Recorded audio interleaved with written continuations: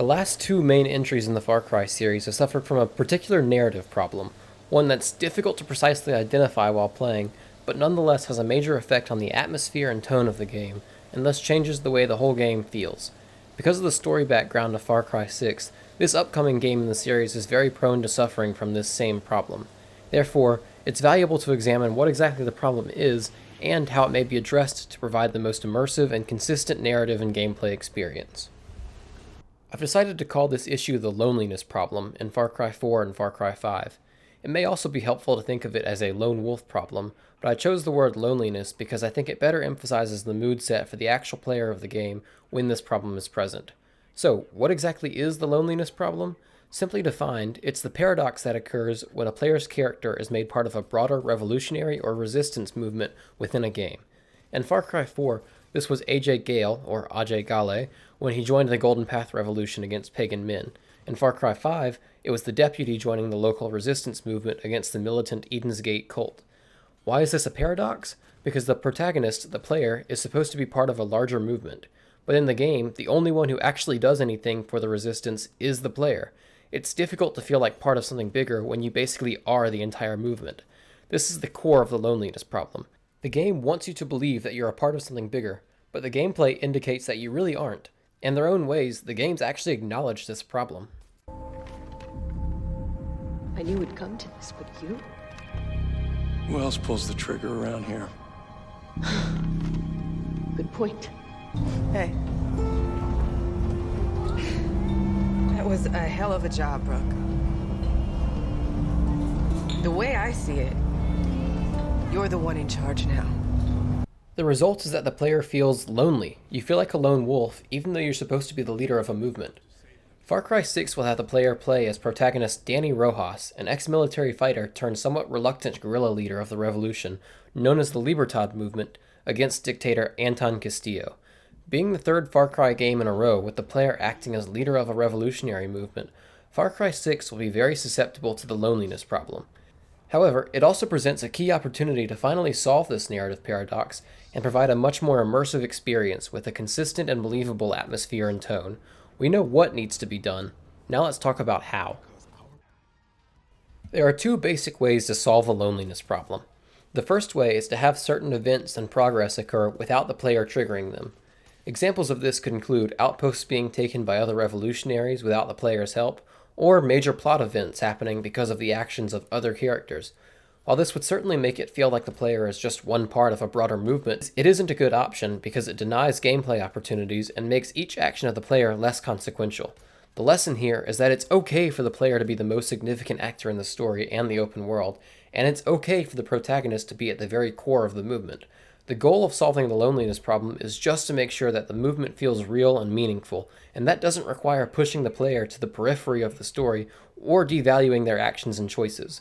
While that may be one way to solve the loneliness problem, the benefits of this solution don't outweigh the costs of cheapening the gameplay. That leaves us with the second way, which is to keep the player at the center of the narrative, but emphasize the contributions of other characters. This can be done both in writing and gameplay, and the other characters can be other major figures with whom the protagonist interacts, and they can be regular, everyday soldiers of the revolution. This option provides a way to solve the loneliness problem while keeping the player in control and making their actions meaningful, which is much more satisfying and engaging than the alternative. In fact, this solution can even increase the value of the player's actions and choices, and make outcomes for the whole movement dependent on what the player decides to do. This is the optimal solution for Far Cry 6, and I feel confident that the developers know this because it was attempted in Far Cry 4 and 5, but only with middling success. Therefore, the question is, how can Far Cry 6 expand on that approach and finally get it just right? The best place to start when solving the loneliness problem is to look at what worked in the past. While Far Cry 4 and 5 definitely still suffered from this issue, I wouldn't be making this video if they didn't. It certainly could have been worse. They both had elements that alleviated the problem and made the player feel like a part of something bigger without reducing agency or making gameplay less meaningful. Let's start with a few things Far Cry 4 got right. One way Far Cry 4 increased the value of the player's choices was with the Golden Path Balance of Power missions. These missions forced the player to choose between Amida and Sabal, the two leaders of the Golden Path, and the choice would determine which leader was in control until the next Balance of Power mission. The objectives of the mission would change, sometimes drastically, depending on which leader the player sided with, but unfortunately nothing else was altered. There was no change of atmosphere, of talk among the regular Golden Path soldiers, or of the general story arc itself for the most part, regardless of the player's decisions in these types of missions. It would have been nice to overhear conversations or arguments among the rank-and-file revolutionaries about the direction of their leadership, or some other environmental indications of who was in charge at the moment. But overall, these missions still added to the experience and are a great example of how to keep the player in a central role while adding to the feeling of being surrounded by a broader movement. Far Cry 6 should do something similar, but ideally it should have more of an effect than simply changing the tasks of the mission. The balance of power system is a great foundation that can be expanded and detailed even further. Another set of features Far Cry 4 had that helped make the player feel like part of a broader revolution were the karma system and the events that were triggered along with it, especially the Golden Path skirmishes. The karma system was a separate leveling system that earned passive bonuses for the player, such as reduced ammo and explosive costs, and also unlocked a special signature SMG once the player reached level 6 out of the 8 total levels. This system is explained early in the game when AJ visits the Shaljama monastery and is introduced to the religious beliefs of the Kirati people. This immersion in the local culture makes the world of Far Cry 4 so much more believable, and it adds an extra layer of depth to the Golden Path struggle against pagan men. Every time you earn a few karma points, you're reminded, as Sabal says, of what you are really fighting for. This effect is only increased with the spontaneous karma events, which all involve helping citizens or fellow Golden Path fighters in some way. The most important karma events for the purpose of reducing the loneliness problem were the Golden Path skirmishes, in which you could find groups of Golden Path fighters battling with Royal Army or Royal Guard soldiers. These skirmishes were completely AI-driven, player-independent, and essentially random. Moreover, the outcome was never guaranteed. Without player intervention, the Golden Path fighters might still win, or they might be slaughtered by their better-armed, better-funded adversaries. This was a perfect way of making the player feel like a part of something bigger, without decreasing the importance of player actions at all.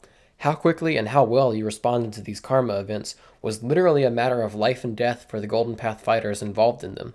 Far Cry 6 should definitely have a similar system, but like Far Cry 4, it should be grounded in the unique and distinct local culture of Yara. This is a great way to not only solve the loneliness problem, but also to create a deeper and more vibrant world. One more way Far Cry 4 added substance to the Golden Path movement was with collectibles. I could easily make an entire video on how collectibles should work in Far Cry 6, so for now I'll just focus on the most important one Far Cry 4 had for the purposes of this video and leave the rest for another time. The collectibles I'm talking about are the Mohan Gale journals, scattered throughout Kyrat, sometimes at important locations, but sometimes at mostly insignificant ones. These journal entries were written by the protagonist AJ's father, Mohan Gale, and they detail the progression of events in Kyrat, from the time of the Kirati Civil War, through the creation of the Golden Path and the beginning of the war against pagan men, up to the moment AJ and his mother fled Kyrat for America. These journals sketch out AJ's personal and family history, and tie them strongly to the history of Kyrat as a whole. In other words, they give the player a reason to care about what they're doing. Contrary to what some room-temperature IQ games journalists claimed, AJ was not a white colonizer coming to wreak destruction and death on a foreign land. Rather, he was Kyrat's prodigal son, and his family's blood had long soaked the soil of his homeland. Far Cry 6 absolutely needs to give the player some kind of connection to the revolutionary movement just like this. It needs to make the fight against Anton Castillo personal, instead of being oversimplified down to dictator bad, freedom good. That may be true enough, as it was with Far Cry 4, but 4 would have been a much worse game if it had only relied on the player fighting for the Golden Path because it was the right thing to do, and Far Cry 6 shouldn't rely on that either. Fortunately, it has the opportunity to do more, with the protagonist Danny Rojas being a native Yar and with, according to narrative director Navid Kavari, a fully fleshed out backstory. Time will tell if Far Cry 6 can take this major step towards solving the loneliness problem. I've given a lot of praise to Far Cry 4 here, to the point where you may be asking why I say it suffered from the loneliness problem at all. Rest assured, it still did. In the end, it was still only AJ, only the player, who ever did anything consequential. Despite attempts by the karma events and similar features to make it feel otherwise, the truth is that AJ basically single-handedly liberates all of Kyrat. In fact, the only mission where the player fights alongside other Golden Path members in a huge assault effort is the very last one, the charge on Pagan Men's fortress, and AJ still goes to face the defeated dictator alone, not even accompanied by the ostensible leader of the Golden Path, either Amita or Sabal, whichever one isn't dead or exiled by then. There's a lot that Far Cry 4 does right, but in the end, you're still left feeling lonely. There's a fine line between maintaining the player's agency and making the player a one-man army, and Far Cry 4 doesn't quite walk that line. Far Cry 5 also suffered from the loneliness problem, and while it improved on Far Cry 4 in several areas, it also took some steps back. For example, one problem was that there were no balance of power missions in which you had to choose the leader of the resistance movement. This was partly due to the story being split up into 3 completely disconnected parts across 3 distinct regions, which hurt the consistency of the tone and continuity of the progression as well. But even when the story seems to be setting up an opportunity to give the player a tough choice, such as the conflict between the approaches of Eli and Tammy within the Whitetail Militia in Jacob's region, it immediately shies away from this opportunity. In fact, the player makes no meaningful choices that affect the narrative at all until the very end of the game, in the final face-off with Joseph Seed. Now, even Call of Duty games are offering varying story paths and mission options in their campaign. Far Cry 6 needs this kind of optionality that puts the player right at the center of the story and gives their actions a tangible effect on the narrative and the game world. Far Cry 5 also lacked a karma system, although karma events basically still existed in the form of spontaneous roadside enemy ambushes and hostage rescues, which gave you the opportunity to earn points towards the resistance meter for the region. The reasons that these events didn't do as much to solve the loneliness problem and make the resistance feel like a full-fledged movement are complicated, but I think it has more to do with the open-world design than with any problem with the spontaneous event system. Given what we know about Far Cry 6's sprawling tropical landscape and urban center, I think that will be less of a problem in the upcoming game. The bigger issue, though, is that these events didn't feel connected to the culture of rural Montana in the way that the karma events in Far Cry 4 were connected to the karate religion. Far Cry 6 should take the opportunity to immerse the player in the cultural aspects of its setting whenever it can, and that includes spontaneous open-world events. Where Far Cry 5 took its biggest step back from Far Cry 4 in terms of world building was with collectibles. The Far Cry 5 collectibles range from completely ignorable, as with the baseball cards, to downright aggravating, as with the unbearably annoying cheeseburger bobbleheads. Even the collectibles that sort of had a story, like the Vietnam lighters, don't add anything to the world and history of Hope County. They just set up the backstory for Ubisoft's overpriced DLC. Fortunately, Far Cry 6 should be able to improve on this greatly and return us to the glory days of Far Cry 4. Narrative director Navid Kavari mentioned in an interview that Anton Castillo, current dictator of Yara, is actually the son of a former ruler who was executed by a revolutionary movement in his own time. Not only does this help make Anton a deeper character with more motivation for his actions than past Far Cry villains, it also gives an opportunity for collectibles similar to Mohan Gale's journal entries, but perhaps from the side of Anton instead of from the revolution against him. The point here is that when Yara, as a place and a people, have a history for the player to learn and discover, it makes the revolution significantly more believable, and it gives the player a clearer idea of what they're fighting for and against. One last aspect of Far Cry 5 that worsened the loneliness problem was the flat, one-dimensional characters. All of the characters on the Resistance side stay pretty much exactly the same throughout your time with them, and the motivations they try to explain to you for why they're fighting the cult are almost caricatures of rural Americans. In a way, this can be endearing at times, such as with Nick Rye and his young family, but when that's all the game has to offer, it gets old quickly. And some handwritten notes you can find scattered throughout the world. The question of why anyone would join the cult is sometimes discussed, but it never reaches the main story. There's no internal conflict at all within the resistance movement, and that makes it seem much less human, and therefore much less believable and engaging.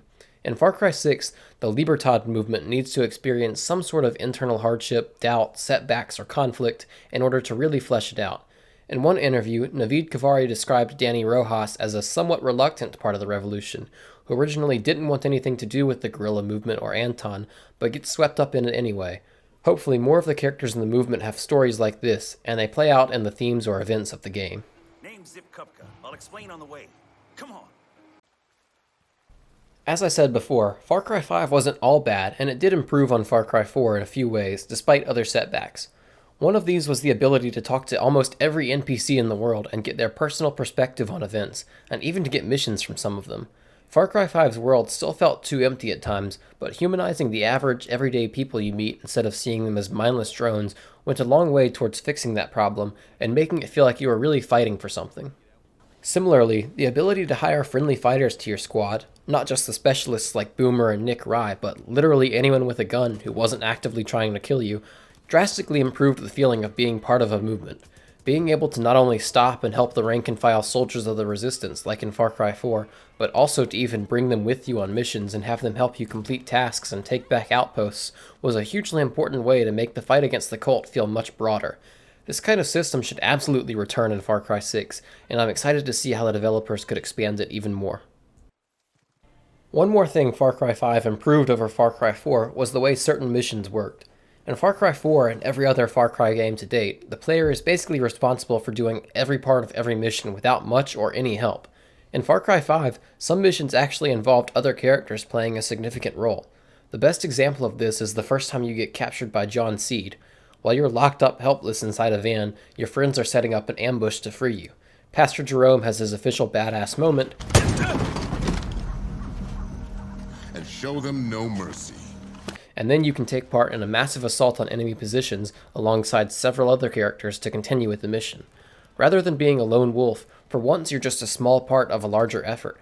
Far Cry 6 would do well to implement similar mechanics and even more missions in order to make Libertad feel like the large and significant movement it's supposed to be. As much as we can learn from the mistakes and successes of Far Cry 4 and 5, in order to really solve the loneliness problem, Far Cry 6 will need a few new ideas too. While this is far from an exhaustive list, and I'm sure that people even more creative than I am can come up with more solutions, here are a couple of my ideas. One thing Far Cry 6 should do is to have a greater emphasis on rebel media. If you look at any historically successful revolutionary group, they relied heavily on propaganda for their cause. The Libertad movement in Far Cry 6 should have things like an underground newspaper, posters and flyers, and other distributed media that the player can find and read to learn about the progress and events of the movement. Also, they should bring back a pirate radio station like they had in Far Cry 4. You're listening to Radio Freaky Rat, and this is your boy, Rabi Ray Rana. To be clear, Rabi Ray Rana did get annoying sometimes, but you could always just turn off the radio, and he at least did describe some of the events in the world and the story, such as AJ taking outposts and Amita and Sabal feuding for control. The Yaren version of this would add to the atmosphere of the game and give some more depth to the movement. Also, hearing or reading about the successes of other Libertad fighters would go a long way towards reducing the feeling of being a lone wolf in the game. Another idea of mine that's more gameplay focused is to allow the player to choose their role in some missions. As I said when discussing Far Cry 5, it helped the loneliness problem tremendously to fight alongside other characters and missions and to hire random fighters to become part of your squad. This could be formalized for the larger, more important missions. For example, if there's an assault on an important enemy position like the King's Bridge in Far Cry 4, perhaps the player could choose at the start of the mission between either leading the ground assault with other fighters or staying back and sniping the turret nests and blocking reinforcements while your friends lead the assault. Not only is this more fun because it lets the player pick their preferred gameplay type, but perhaps more importantly, it makes it clear that you are not acting alone. In fact, for these missions with multiple roles, it would actually be impossible for just one person to do everything, and the feeling of relying on your fellow revolutionaries while still playing a key role in the success of the movement is exactly what Far Cry 6 needs to do to solve the loneliness problem. Even for missions where it isn't practical to give the player multiple roles from which to choose, having other characters actively support you in some way while you work would be a great way to feel like part of something bigger than yourself. The loneliness problem is a very complex issue in Far Cry games, and a lot of times it can be hard to pinpoint exactly what it is or why it makes the experience less than optimal. That means it's also incredibly difficult to solve. However, I hope I've illuminated what this problem is, why it happens, and how Far Cry 6 might go about fixing it. In my opinion, this game has a lot of potential to not only improve on this particular problem, but to actually be the best Far Cry yet. That's a very high bar to set, but low expectations never got anyone anywhere. Hopefully, my high standards will provide a blueprint to constructively criticize this game and make it live up to all the potential it has. If you have any of your own thoughts, let me know down in the comments section, because the more ideas we have to attack this problem, the better. Thank you all for watching, and I'll see you in the next video.